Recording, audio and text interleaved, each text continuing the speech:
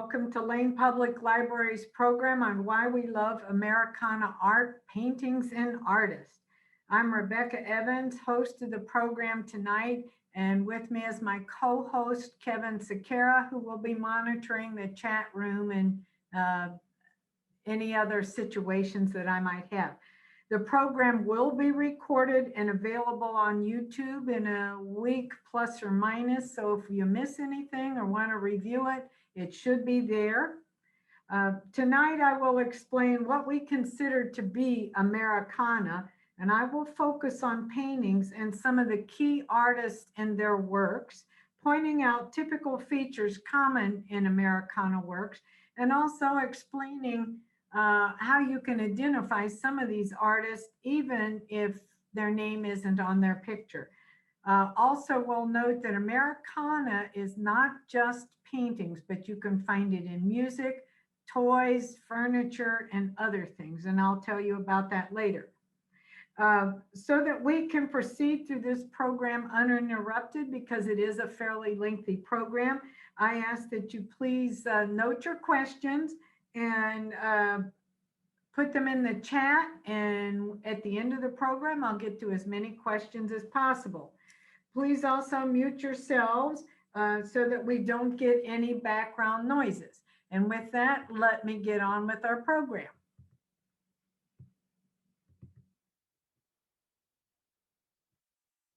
Okay, you should be seeing a big picture that says Why We Love Americana Art, Paintings, and Artists. And you'll see right there how beautiful, colorful, and friendly the pictures are right from the very beginning. And let's see some more things of interest. First of all, what is Americana? And it's one definition is objects or imagery associated with the United States or America that gives you a sense of nostalgia and charm.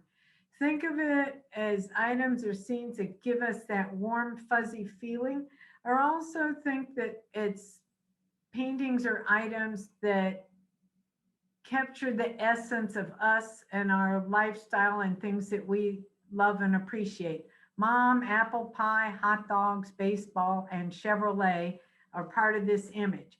On occasion, it is used as a cultural criticism, and I'll show you some of that. Think of it as capturing an idealized life, particularly of small town cities and countrysides. A lot of people think of these pictures as the good old days. Especially things that you'll see are small town institutions like churches, barber shops, restaurants, ice cream parlors, corner stores, and farms. Americana is common every day. If you are thinking of it in antiques, furniture, or music, especially in music, think of Bob Dylan or Arlo Guthrie, and sometimes people throw in Johnny Cash along with that. And if you're thinking about it in furniture, watch Antiques Roadshow, because sometimes the commentators will hold up an item and they'll say, this is a great piece of Americana. And generally it represents something that was common in an American setting in our lives in the past. Americana is timeless. As you look at these paintings in this presentation, note that they capture scenes from everyday life, familiar activities that have changed a little over time, the common workaday world, and appreciation for heroes and common folks. And they're often displayed with a little whimsy and humor, and sometimes you'll see comfortable landscapes. These sentiments, though, are timeless. You can see them 100 years ago, you can see them 50 years ago, and you can see them now with maybe just a little changes in the clothing and the transportation. They could happen at just about any time. I'm going to talk about one of the most well-known artists first, Norman Rockwell. His own statement, he says, I would paint life as I would like it to be. Therefore, it is clearly something that is imagined or hoped for or idealized, but it's not necessarily 100% the way it is. But the one thing he had that makes us like these pictures and give us the warm fuzzies, he has a very optimistic perspective on humanity. One of the things about Rockwell is even he was born in New York and attended lots of art schools, but he lived through two world wars, the Depression, the Civil Rights Movement. It gives him a lot of subject matter to draw upon about the way Americans lived.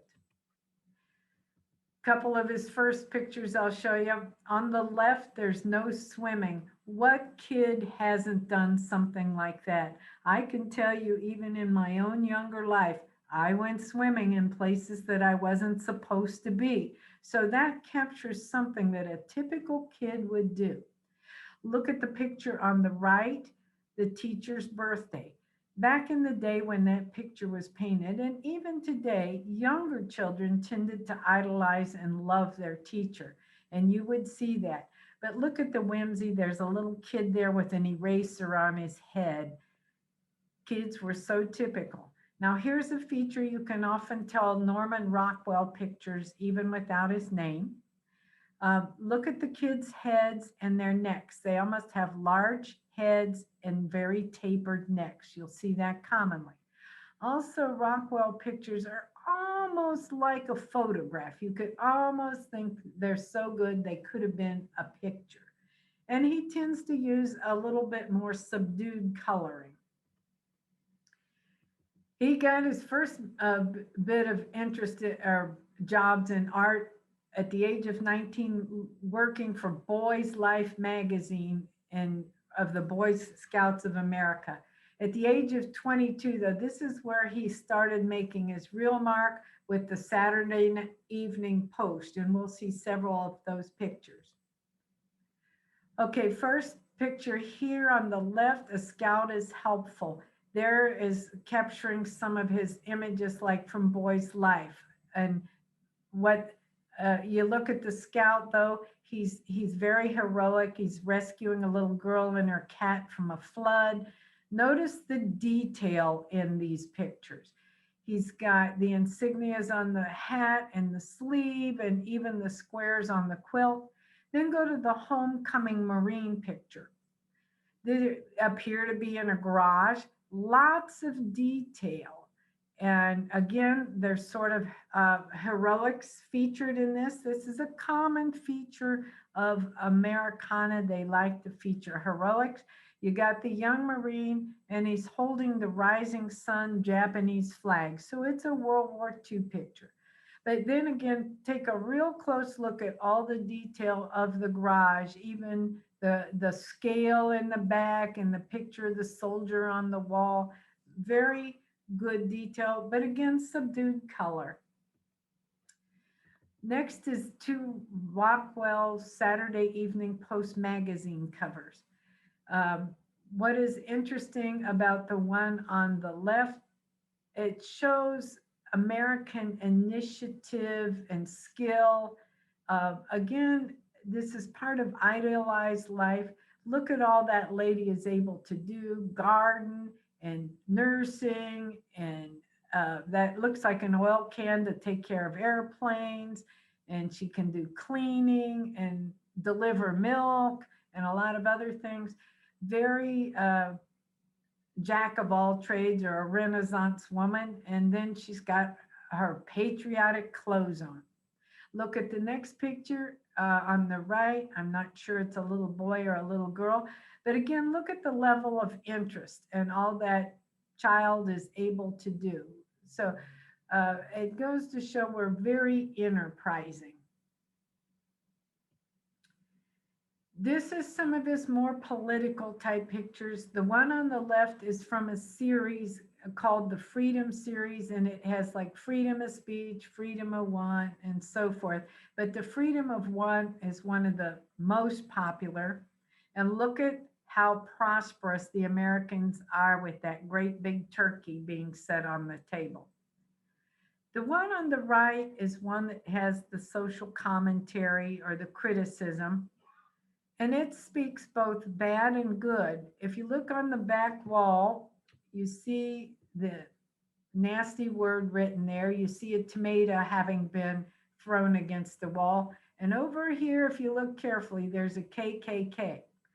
This would be about the time of the civil rights movement and Brown versus Board of Education and so forth, and the Little Rock situation of getting the kids, the African American kids, into white schools. But what it shows that's positive, first of all, the little girl's dressed in white, which is purity and hero, and she's walking determinedly.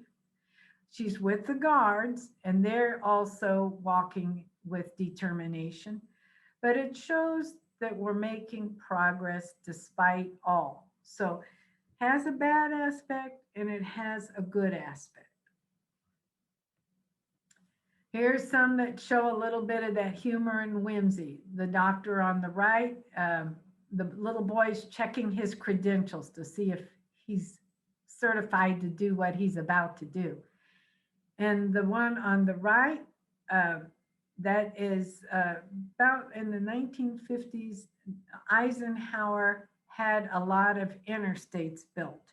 And when he had the interstates built, a lot more families traveled. And in this case, they're going to the beach. And in the top picture, you can see they're all excited about going. There's a boat on the top of the car with the oars. And even the kid in the back seat, he's thumbing his nose at the neighbors, like, look at what we get to do. And then the bottom picture, they're coming home, they're all tired, grandma's asleep, mom's asleep, even a couple of the kids are, fishing poles hanging out the car, and old dad, he's leaning over the steering wheel.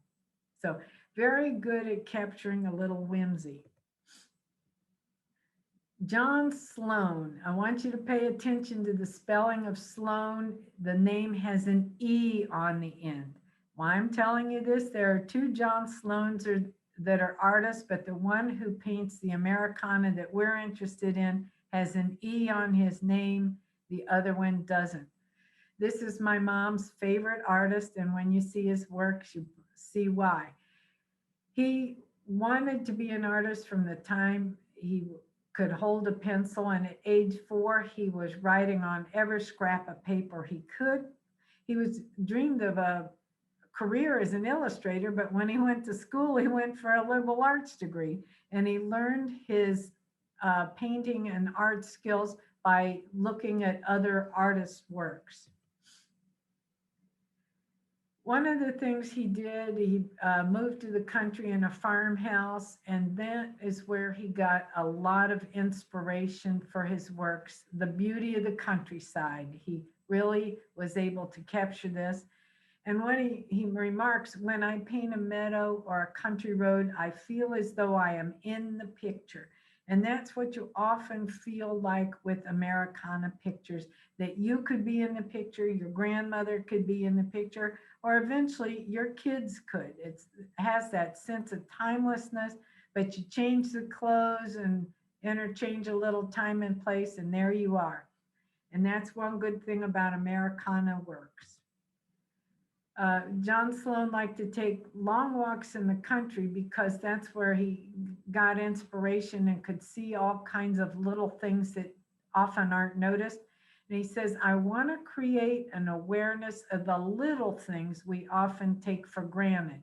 Now, if you go back to in your mind, the Rockwell picture I showed you in the garage, you notice all those little objects in there that are useful for the job, but you often just take them for granted till someone starts painting them in a picture and showing, look at all these objects we have to use.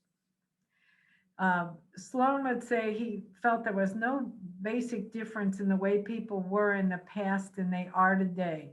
Although the clothes we wear and the way we travel have changed, people are essentially the same on the inside. Take a look at his pictures. This is what we like about Sloan. He captures typical everyday pictures in vivid color. Now, if you look at the one on the left, back to school, there's your schoolhouse, like we said was common, and look at the children. And the only thing changing here, we still have schools today and kids still go to school, but they ride on buses and the schools are bigger. The picture on the right, the best Christmas yet, that could be right today if you just changed the car. Everything is just about the same and lovely, vivid color. Sloan often painted seasonal things, and I do suggest that you get on your computer and go to these people's websites or just type in John Sloan artwork. He's got a gallery of all of his pictures, and he often classifies them by spring, summer, winter, fall. And you can get in and see all these beautiful pictures. I think both of these pictures are fall pictures. Daybreak, if you look in the background, it looks like there's geese maybe flying south and the fields look harvested. But you can definitely see aspects of fall there, and there's fog over the mountains. And the one on the right, again, there's pumpkins in the yard, the ladies gathering wood. Those all suggest at least cooler weather. It looks like the fields in the background are harvested. One other thing that I think you like about Americana, they often suggest warmth. Now, if you look at the one on the left, you see that kind of sky coming up that's sort of orange. That is sort of warm, and they're in a barn. But particularly the one on the right, there is fire. She's getting firewood. In the house, you see her stove. And in the window, you see an oil burning lamp, all that suggests warmth. Okay, look at the far from the crowd. These are the kind of things we were saying give you that warm, imagined feel of life. They're on a picnic, probably in the spring, maybe the summer, but you can tell the sun is out, and the lady is got short sleeve shirts, so it's warm, and they're having fun, doing something pleasant. That is a typical thing of Americana. You will see very pleasant, peaceful scenery. You see the cattle grazing in the background, and they just picked a nice lazy stream, gentle breezes blowing. You can tell because the leaves are moving in the willow, and you can see the clouds overhead. Look at the one on the right, night lights. I'm not sure when that picture is, probably late fall or early spring. What I want to point out here is not only the vivid color, but the capturing of the light in the water and the light from the window in the water. So capturing that light, I think these artists do very good with the detail. And again, it suggests at least the warmth of the household. Here's an artist that doesn't get as much mention as she should. She did in her time, but now we're going to give her another mention. Anna Mary Robertson Moses, popularly known as Grandma Moses. And the reason being, she didn't really start her painting in earnest till the age of 78. She came from a large family, and she had a large family. Typical of families in the early time when you had so many kids, you farmed the older ones out to other people to work at an early age because you couldn't keep them all.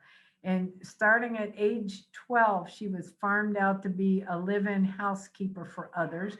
But one of her employers noticed that she liked art. She liked Currier and Ives, and she actually supplied her with art materials. So the seeds of her art interests were planted early. And you can recognize her pictures. They have simple realism and a nostalgic atmosphere, luminous color. She likes rural, simple farm life, rural countrysides, and often has lots of people in them. She lived most of her life in upper New York. So when you look in the background, you see typical scenes that would be there, a little bit of mountains, a little bit of streams.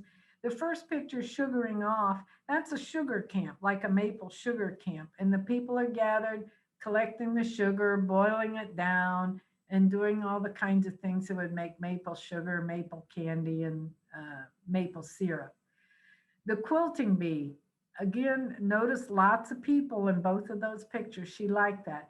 Another feature you'll see when you look at the faces, she often is not very distinct in the faces. It looks like the eyes and the mouth are sort of just dotted on in these people, but they're busy in activity and they're colorful.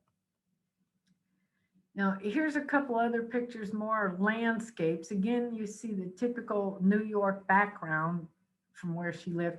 I like the old checkered house. Um, get online for that one because that was a real house she painted. I actually saw it in one of the pictures, and the house was checkered. So, very interesting. I want you to notice the horses and how they're stylized in these pictures because as we look at a few other artists who painted typical Americana, these horses and the carriages will look almost the same. Another feature to look at in the background in the old checkered house, you see a cornfield with the corn shocks. You will often see very repetitive scenery, and especially in their rural pictures. And the one on the right was just a typical New York uh, area where she lived. Not as many people, but water is another major feature in the pictures, and you see a lot of streams running by houses or mills. Here's a Grandma Moses picture that was put on a stamp. It's the 4th of July. Again, now this would be typical Grandma Moses and typical Americana. Notice the flags, lots of flags. This is the 4th of July. Notice the church in the background. These are all things that would be common. This was, notice the postage at 6 cents, but it was 1969. Grant Wood, another famous artist that does Americana. He was from Iowa, and his works often depicted the Midwest. In fact, he became sort of the de facto leader, spokesperson of the regionalist movement, and his featured the Midwest. His most famous picture, yes, you will know, American Gothic, was painted in 1930, and there it is. And the house in the background is sort of what started the inspiration for this. He lived in near Eldon, Iowa, and he saw that house and he started imagining what kind of people would live in that house. And so he imagined the farmer, who he modeled after his dentist, and the woman, which we don't know whether that's the farmer's wife or his daughter, but that was modeled after Wood's sister. This picture is often parodied. And there you go. You see people, young people of today, the boy or the young man has a hockey stick in the one picture. And in the other one on the right, it's sort of macabre.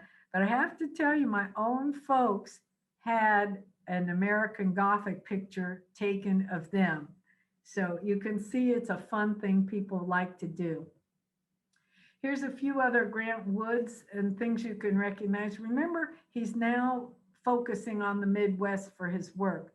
The Daughters of the American Revolution, or DAR, was prominent in the Midwest.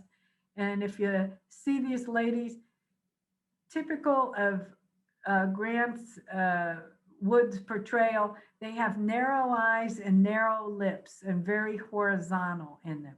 And in the background, you've got a patriotic picture. There's your flag, and that is Washington crossing the Delaware. Now, on the one on the right, he's actually stepped away from his usual.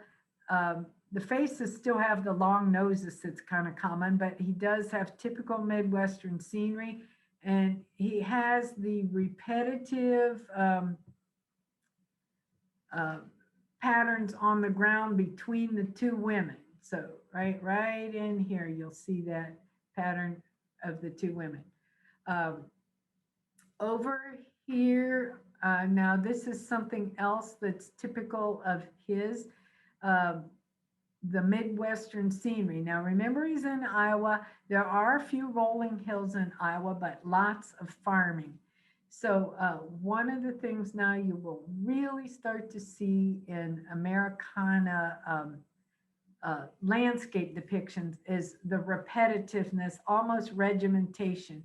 And if you look in this one, look at the nice rows of corn shocks. And the next picture, I'm not sure what they are, but they are nice, neat rows repeated. Look even on this tree, how the fruit or whatever that is repeated. And up here, very typical. There's your water, farm things like a windmill. Okay, all of these are typical Americana pictures.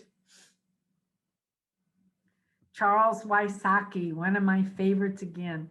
Uh, Charles Wysocki was originally from Detroit and from a Polish background.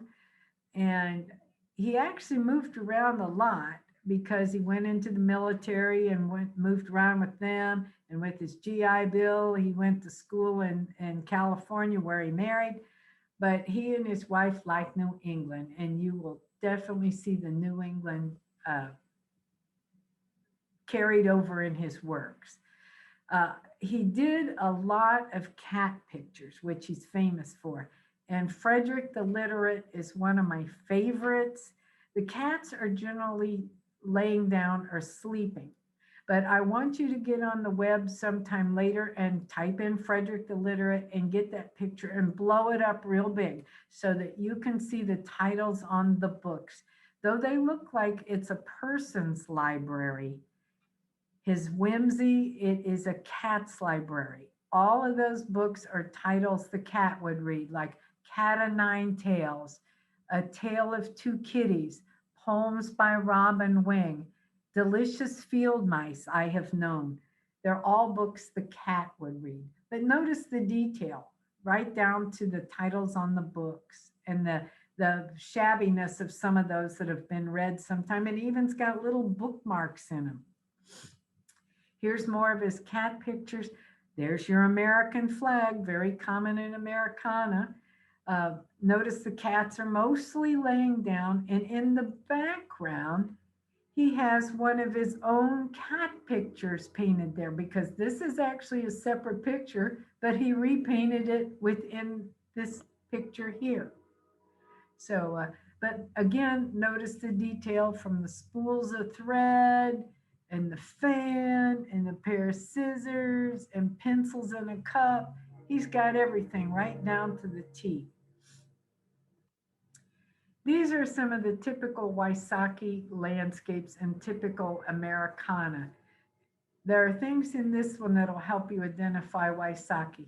He almost always has a flag in him, and they're almost always blowing off toward the right. In fact, anything he has blowing is almost blowing off to the right. He almost has water and everything. You'll see it in the background because he spends a lot of time, of course, in New England. There's his flag, there's his water. Notice the repetitiveness in the waves, and the trees are just barely different from each other. And here's those horses and carriage wheels and things I was telling you about. And here is the repetitiveness of the flowers on this shrub. Here's more Wysocki. Now I'll go for really repetitive. They got these in same size and nice, neat rows. There's his flag. Birds fly into the south. Whoops, let's see. Birds fly into the south. And then the picture on the right, there's your horses again, the carriages again. Notice that there's water. In the case of the smoke coming out of the little stacks, it's blowing off to the right. So is the flag. There's the water. So you're seeing some of the pictures, but Wysocki is nicely colorful. And one thing about Wysocki puzzles, or Wysocki, they're often made into puzzles. So are John Sloan things. So if you're, one of the things I wanted to tell you is at the end of the program, you can ask me for some old calendars of these. My mom was a fan of especially Wysocki and Sloan, And I have a lot of old Americana calendars because we couldn't bear to throw them away because the pictures were so beautiful. So if you're interested, you can send me an email and I will send one to the library nearest you so you can just flip through it and enjoy it. Okay, a few more Wysocki apple butter. Again, look at the repetitiveness, look at the water, look at the wagon and the horses. I think you've got this down now. You can pick out a Wysocki uh, for even separating it from a Sloan. Sloan tends to be a little bit brighter color, but when you look at Wysocki, the features with the flag and the direction things are blowing, I think you can pick him out as well. James Whistler. Now we're going to get a little bit different. He was born in Massachusetts, but he spent most of his life in the United Kingdom. He still, though, made his fame as an Americana artist, and it came mostly from the picture Whistler's mother. Whistler found parallels between painting and music, and he titled most of his paintings with musical kind of titles like arrangements, harmonies, nocturnes, symphonies. He often had that in the title of his painting. And he called Whistler's mother Arrangement in Gray and Black #1. And he really didn't even like it himself. And he basically discarded it and someone else picked it up. And here it is. It looks kind of plain and kind of somber, but it was billed as $1 million painting and was a big hit at the Chicago World's Fair. And it remains the most important American work residing outside of the country. So someone else bought it. It is actually on a postage stamp, but she looks rather somber to me. And Whistler was part of a movement called tonalism, which often had sort of brown, blues, or gray backgrounds in things. And you can see there probably was a gray or blue-gray background in this one. And here's two other pictures of his. There you can see the interest in the music in him. The one on the left probably has the brown tone as its base. And the one on the right probably has either the blue or the gray. He also likes to feature his women in white. So you see the little girl in white in the one picture and the pretty lady in the other one in white. Winslow Homer, he was a landscape painter and printmaker from Massachusetts and Maine. And he was most known for his marine pictures, but some of the ones that get pictured in books and on book covers often are other ones, and I'll show you those. He was another one who was sort of self-taught, more like Sloan and more like Grandma Moses. They were self-taught and didn't really go to a bona fide art school. This picture, Snap the Whip, is pictured on a lot of books and things. This is a Homer that is not one of his marine pictures, but notice the school in the back and the boys at play. We used to play Snap the Whip when we were ice skating. So I guess we called it Crack the Whip in those days. And here's one of the few that captured some African Americans, but I wanted to put this in to show that it does capture the essence of us. We're not just all white people, that we all have interest. You can see they're all interested in what that man is doing, and they're curious and they want to get ready for a carnival. And one thing I want you to notice, there is actually a flag in this one right here. Again, they like that in Americana pictures. Now here's some of his marine type pictures. He tends to feature them with rough waters. I think he likes the daring of that. And you almost always see his characters with their backs or not their faces to you. But look at the rough waters, look at the backs. Not highly colorful, because I guess they're done mostly in stormy weather, which wouldn't be a lot of color involved in them. And these are sea rescues. Being he was on the coast, he probably saw a fair number of ships go down. And in both cases, these are sea rescues. Mary Cassatt, here is truly your mom and apple pie. She was born in Pennsylvania, though she did spend most of her life in France learning the painting art, but her topics were almost always the intimate bonds between mothers and children, mothers and pets, children and pets, but that gives you that warm, fuzzy feeling. And here we go. When you see that little child in the straw hat, you just want to go, oh, isn't she so cute?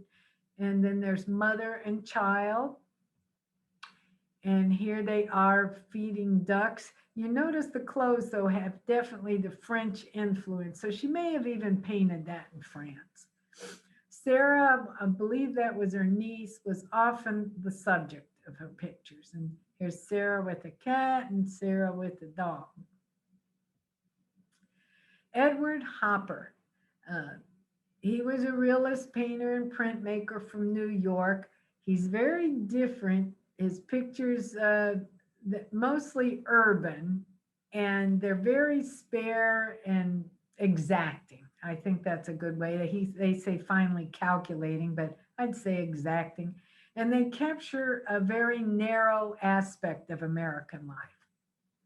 And here he is. Nighthawks is one of his most famous. And you see this cafe, but the interesting thing, it really draws your focus into the cafe because it's lighted and everything else is sort of dark. And then there's the couple there probably conversing with the proprietor and just having a cup of coffee or something to end their day. The Night of Loneliness, you can read a story into that. She's probably traveling. You see a suitcase in the corner. She's sitting on a bed. Her car or a car is outside the window. And mountain range, she's away from home and she's lonely. A feeling we can all understand at one time or another. Gas stations, they're everywhere. Who would think of doing that? But remember, Americana captures the common, the stuff that is us. And it's an old-fashioned gas station, but we still have gas stations today.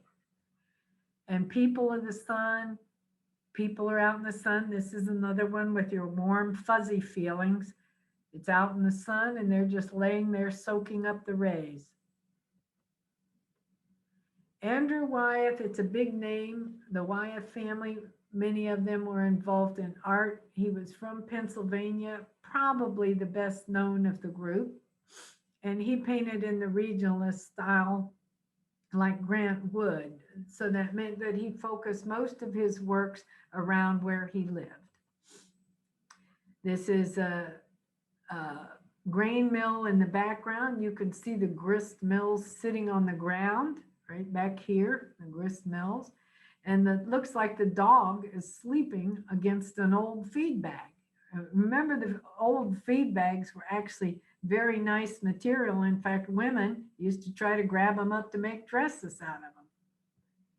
And over in this one, it's a fall, late summer or fall, probably August. The corn is starting to dry up and the trees are starting to turn. So that's one of his landscapes. Probably common in Pennsylvania. Christina's world. Christina was often the subject of some of his work. Apparently, she had some kind of a handicap, and her whole life involved around the farm where she lived. So he captured her. It's kind of desolate, but she apparently reveres her house and likes to just get out in the field and take a good look at it. And the battle ensign, there's your flag. But I think with Wyeth's pictures, you can notice they're fairly spare, sort of like the preceding one. And they are not very colorful.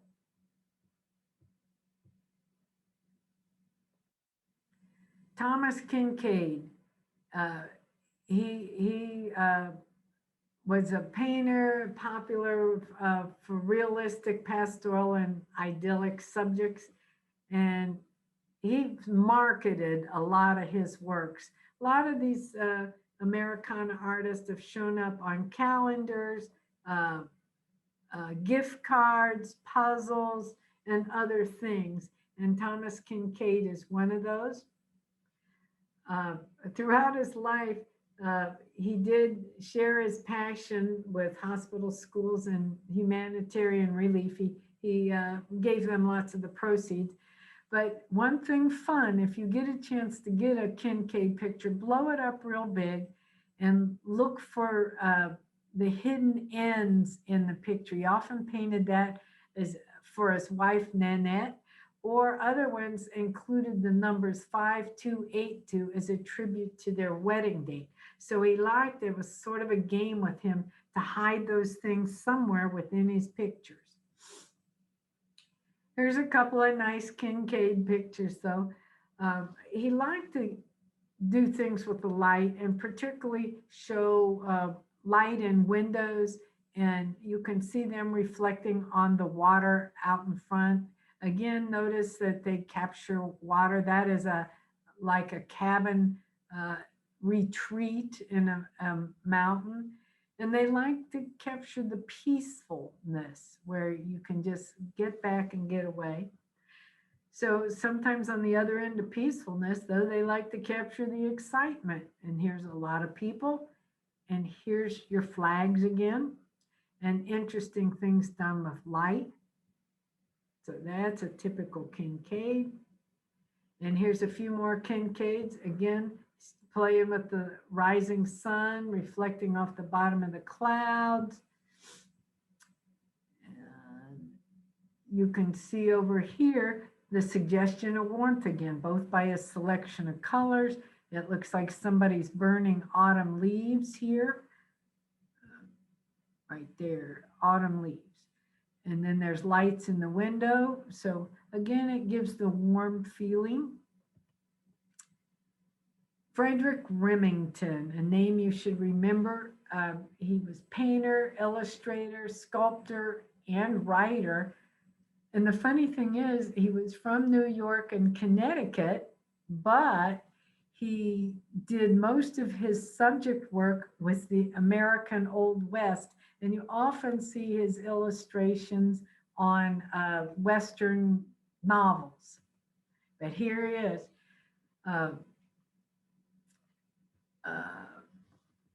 If you look, you will see that he tends to pick blues and especially light blues and browns as his colors, and you'll see them in many of his pictures, that same color. There's one that he's gone a little bit toward the darker side. That's an unusual picture of his, but again, he likes cowboys and Western subjects. He's finally got a few Native Americans in there, and again, capturing the Old West. And the trooper, look at his color scheme though, light blue, tan, subject matters, horses he depicts, and he likes a lot of action in his pictures. Generally, they are highly suggestive of movement. And I think this Jacob Lawrence is one of the last artists I'll talk about. Jacob Lawrence is one of the few African-American artists that does Americana work. He was born in New Jersey, but he moved to Pennsylvania and then on to New York, and he did most of his work in New York. African Americans were not prominent in art and painting because they could make more headway in the performing arts, and it was not considered appropriate to try to break into some of the visual arts. So he really is sort of groundbreaking. one of the things that he did that was very interesting, he tended to like to paint his work like a mural in panels. And he has one artwork that is 60 panels long, and it's the migration series. And what the migration was is it was depicting the movement of the African Americans from the rural South to the urban North that happened sometime after World War One. And the interesting thing is about how he painted these pictures. He liked to work in tempera, which dries rapidly. So he planned all the panels at the same time. He planned them all so he knew what he was going to do. Then he would apply a single color wherever he was going to use it across all the scenes, every one of the 60 panels. If he was going to put a purple spot in it, he would paint that purple area in all 60 panels. Then he'd go back, once that first layer dried, he'd go back and he'd paint the next color that he wanted to use. And here's some of his works. It wouldn't be right if I didn't include one of the library, since this is a library program. And I thought that was very good because it's a typical library where they're sitting at the table. Some of them look like they're even sleeping, which we have a little of that from time to time. It's not supposed to happen, but kind of looks like they're leaning over a little too far. But they're certainly enjoying their library. His pictures are colorful, often having a lot of purples and yellows. The Builders. The Builders is a good picture. We see building happening everywhere, and he's just captured it. It's a typical thing that Americans do. They work, and he's got that captured very carefully. And Children at Play, very nice picture. But sadly, as I said, a lot of African Americans' works are largely overlooked. Now we got one more thing. One more thing that I was going to do before we end our program for the night. Remember I said that Americana artists tended to pick the same things over and over again as subject matter. So I just took a look at barbershops and let's take a look at how many barbershop pictures I can find. And so they paint them differently, but the subject matter is the same. See, even in Shuffleton's barbershop, you can see it says it on the window, and you can see the barber chair. And then they're in a warm room in the back. Probably the day is done, and it looks like he's playing the fiddle, but he's got a warm stove in the building.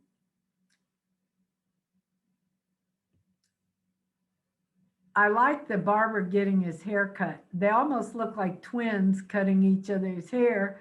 But if you look at the clock, it's reflected in the mirror, and it's a perfect reflection. Remember I said they were careful with attention to detail. And that's pretty neat, the way this artist painted the reflection. And then there's the comedians in the barbershop. Again, very busy. And that is the end of the program today. And I thought I would give you a chance, if you would like to ask some questions, if you would put them in the chat, I will take a look at them and see if I can answer a few of them for you.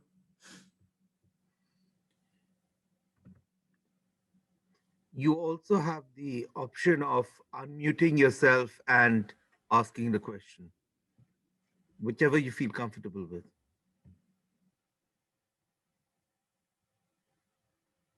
If you don't want to ask some questions, I can ask a couple of questions to you that you might want to think about.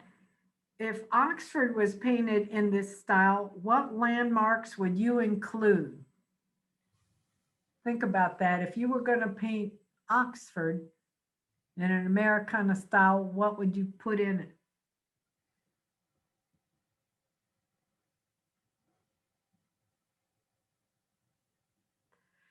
Yes, I agree. I had to put the old water tower in it too. That was so defining of Oxford. You're right.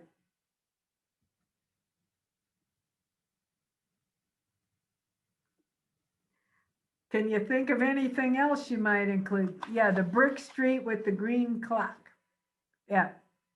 There used to be a clock at Hosak's, and everybody remembered that.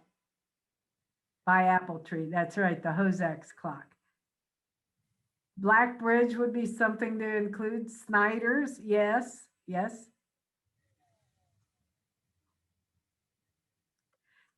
There used to be an apothecary shop too, right uptown, and on the square there used to be the Cannon. Do you remember that? Upham Arches, yes, very good. And Slant Walk. People remember those things. And with Slant Walk, you probably could put a couple of honeys walking, and that would be so Americana right there. Beasley's Bakery, I remember that. Yep, those are very good ideas. And if you kind of started putting them together, we would have an Americana picture right there. What about the old post office? That's another thing that's still there. Well, one last, well, I'll ask you another question. Who was your favorite artist of the ones I showed? And believe me, there are more Americana artists. I just took a selection of some of the prominent ones. So if there's one I didn't mention, you can name that too. Rockwell. I think he's definitely got people's vote. You like Wyeth? Yeah, he's definitely different. But we got some books on him at the library. You'll have to stop in and see his stuff. Yeah, Wyeth is definitely different, but he's got a style that captures people. And Remington next. Agree on Rockwell. So I haven't captured any of you with my Sloan and Wysocki.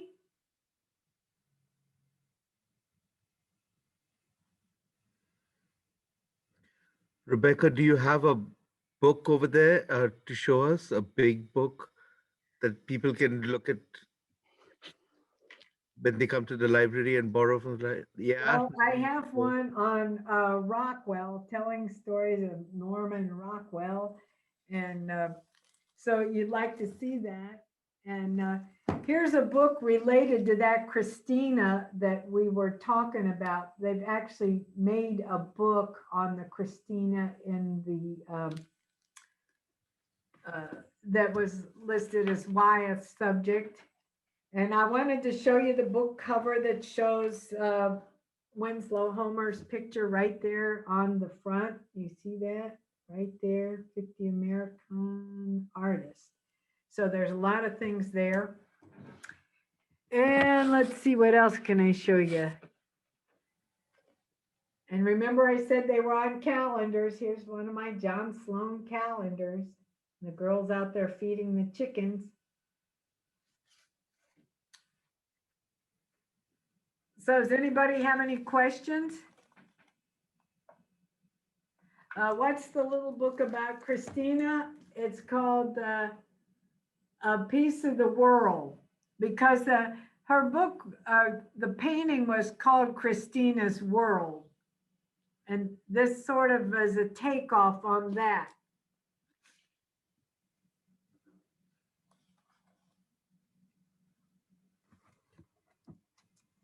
Yeah, try that with Kinkade. I'm hoping that I've inspired you to take a closer look at some of these artists, look at their pictures and what they've done and the little things they've taken time to kind of try to point out to you, all the little points of interest in their pictures. But Rockwell, he did over 300 some covers for Saturday Evening Post. So he will just be very captivating. And they have the Saturday Evening Post, I believe their covers are shown online. So I think you can look at those if you can't get out of your house. And almost all of these artists have a little spot online that features many of their pictures. So you can get a good taste of them, even if you can't get into the library at this moment. Take a look and enjoy some of them. Rebecca Holly Wissing has asked, are there any contemporary artists that are considered Americana artists? You know, I think there are, but right now I can't put my finger on that, but I'll do a little research on that and I will try to get back to you on that, Holly, because that's a good question. And I wouldn't see why there couldn't be. It would be people who are just out there trying to capture the essence of us in a painting. And if they meet those sort of basic criteria that you feel you see throughout the Americana pictures, I wouldn't see why a contemporary artist couldn't do it. So let me do a little research on that and I'll get back to you. Sarah said that she was turned off by Kinkade's overexposure with merchandising, seemed to cheapen them, but I like the ones you shared, she adds. Yeah, I think you can see that with a lot of artists. And I have to say, you can see that even with writers, that when they get into the situation where they're pressured to create for merchandising, I think their works also are not as good. You can see that in authors that after they've made the first few hits, their publisher leans on them to publish quickly and crank out more stuff. And I often think some of their succeeding novels aren't as good. Uh, and I think you can somewhat see that in art when they're pressured to create to sell rather than the art for the art's sake or the fun of doing it. Sometimes I don't think they're quite as good. So I think you got a point there. Laura asks, are you going to do a program on Americana music? That would be nice. I'll put that on my list as a future topic because there's a lot of things out there that would be interesting. And Laura, I will draft you since I know you play the piano and you're very good. Well, I want to thank you all for coming and attending tonight. I hope you go away with some warm, fuzzy feelings and enjoyed this, and it gave you some ideas as a springboard, maybe to look into it a little deeper.